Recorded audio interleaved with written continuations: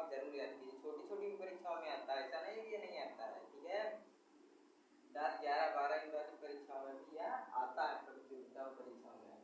देखिए प्रश्न हमारा क्या है, देखते हैं। देखिए भारत का संविधान कब लागू हुआ था? कब लागू हुआ था? 26 जनवरी 1950 को हमारा संविधान पूरे भारत में क्या हुआ था? लागू हुआ था। इसे अपनाया कब गया था? देखिए, ठीक है, इसे अपनाया 26 नवंबर 1949 को गया था, ठीक है ना। हाँ, और इसे पूरे भारत में लागू कब किया गया था? 26 जनवरी 1950 को, ठीक है, समझ में आ रहा है ना। हाँ, और यह संविधान जो होता है यह एक पूरे देश का सबसे मतलब कठोर कानून होता है, इसमें कानून रहते हैं, इसलिए यह पूरे देश में लागू हुआ है। और फिर दूसरा नंबर देखते हैं, भारत का पहला कृत्रिम उपग्रह कौन सा है? कौन सा है? आर्यभट्ट। अब आप लोग कहेंगे आर्यभट्ट, आर्यभट्ट तो जीरो की खोज की थी, आप लोग कहेंगे ना। आर्यभट्ट के नाम से क्या है? आर्यभट्ट एक उपग्रह है, कृत्रिम उपग्रह। जैसे ऐसा समझे जैसे पृथ्वी है तो उसका प्राकृतिक उपग्रह कौन है?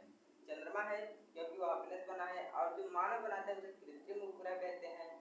तो आर्यभट्ट उपग्रह है जो कि मानव ने भेजा है, ठीक है, चक्कर लगाने के लिए ना। हाँ, तो आर्यभट्ट भारत का सबसे पहला कृत्रिम उपग्रह कौन सा है? तो आर्यभट्ट। इसकी जो जो इसे बनाया गया था कब? 19 अप्रैल 1975 को। कब? 19 अप्रैल 1975 को इसे बनाया गया, ठीक है ना। हाँ, आगे देखते हैं तीसरा, नोबेल पुरस्कार की शुरुआत किस वर्ष में हुई थी? देखिए 1901 ईस्वी में, ठीक है ना। 1901 ईस्वी में नोबेल पुरस्कार की शुरुआत हुई थी, क्योंकि ये नोबेल पुरस्कार जो होता है हर व्यक्ति को नहीं मिलता है, क्योंकि यह नोबेल पुरस्कार होता है कि अगर कोई व्यक्ति से पाता है तो उसे ऐसे ऐसे आदमी मत समझिएगा, वो मान लीजिए पूरे देश का सबसे माइंडेड आदमी होगा, ठीक है। तो ये नोबेल पुरस्कार जो होता है बहुत कम ही लोगों को मिलता है, जो कि रसायन विज्ञान और जैसे स्वास्थ्य केंद्र इन सब चीज़ों में इसे दिया जाता है, ठीक है ना। नोबेल पुरस्कार की शुरुआत 1901 में हुई, ठीक है। और चौथा नंबर, मानव शरीर की सबसे बड़ी ग्रंथि कौन सी है? तो कौन सी है? यकृत है ना, लीवर जिसे बोलते हैं हम लोग। यह मतलब बहुत महत्वपूर्ण प्रोटीन बनाती है ना, और जैसे कुछ जो बाहरी मतलब जो खराब जो लिक्विड होते हैं, पदार्थ होते हैं, उसे बाहर निकाल देती है लीवर। तो ये अभी बहुत महत्वपूर्ण कार्य करते हैं, इसलिए मानव की सबसे बड़ी ग्रंथि कौन सी होती है? तो लीवर, ठीक है ना।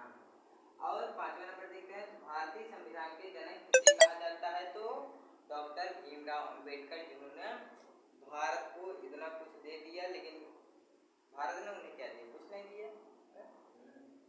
इसलिए आप लोग भीमराव अंबेडकर को जानते हैं, जो कि संविधान ने लागू किए थे, इन्होंने कानून इन्होंने ही बनाया, जो कि आज हम यहाँ खड़े हैं इनके बदौलत है, नहीं तो हम यहाँ नहीं रहते, ठीक है।